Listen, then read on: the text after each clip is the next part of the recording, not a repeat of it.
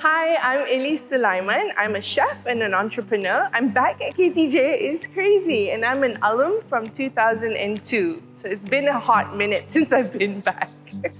So I left KTJ and then I went over to Sunway and I did my pre-foundation course there before I moved to the UK and I went to Queen Mary University of London, where I studied business and economics, but life turned around very quickly and I ended up working in hospitality. So I worked at Mosselman's in a private dining club in Belgravia.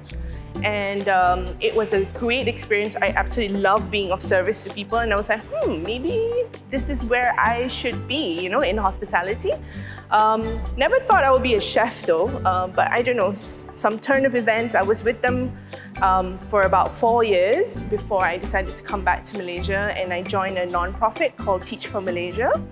And I was part of the management team that set up basically this relationships with the schools and also with the Ministry of Education. So I traveled a lot, and when I was traveling all around Malaysia, I fell in love with the food, and it was amazing to reconnect with a country that, I was away from for about 9 years when I was living in the UK. So it was really nice to kind of see the people, eat the food of, the people, and there's a lot of things that I opened my eyes to it, and I became so passionate about cooking that I was actually like cooking on the side, the side hustle. My previous employees didn't know this, but I was hosting like supper clubs and underground supper clubs and like dinner parties. And a friend of mine who was very sick at the time, he said, you should really do this as a full-time career because you're amazing, your food's really great, and you have a knack for it. So I then decided,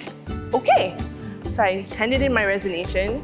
With the last paycheck I got, I started out my business, and then rolling of events, things happened, and then I did this silly video. I submitted to then Scripps Network, which is the largest network for food. So they own Asian Food Channel, they own Asian Food Network, HGTV, and I submitted this video for Food Hero Asia, and I won.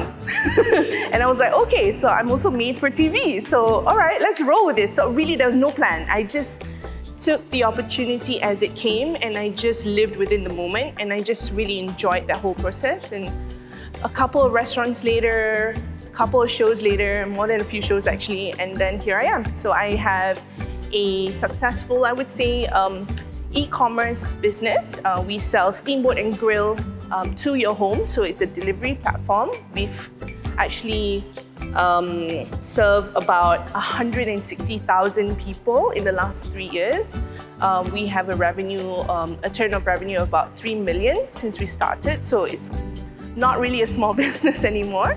We're now going into retail, so that's what I do on the side, but I still do a lot of shows. I'm a social content creator, is that what you call it nowadays? Influencer. It's really strange for me because I come from TV, but yes, I'm a content creator / influencer. So I work with a lot of great brands, like big brands, like IAM brands. I work with Nestle. I work with all sorts of these amazing brands, and it's really, really exciting. So that's really me in a nutshell. So anything's possible. And when you were in the UK, I understand you were quite suspicious. Oh yeah. So when I was in the UK, I was working at Mosselman's, and it was like the pinnacle of my career as a event planner. So I was part of the events team, and we were the wedding planners for catering for Kate Middleton, so I would say like the Duchess of Cambridge, and the future King of England. So it was not the event that happened right after the ceremony. It was the night event, so it was the private event at Buckingham Palace. So I was there, I met them, met the Queen. It was amazing. I can't say more because we signed an NDA, but it was really, really such a beautiful wedding. It was filled with love and laughter, and yeah, it was so special. And after that, I was like, okay, I can come home now. I think I've done enough.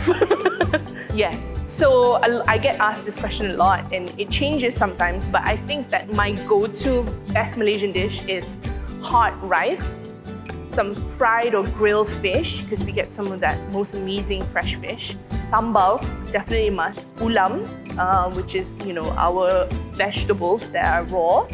And then a little bit of kicap manis. And I'm happy. That's my go-to. It's very simple, but I think it speaks volumes because of the locality and also the freshness of ingredients.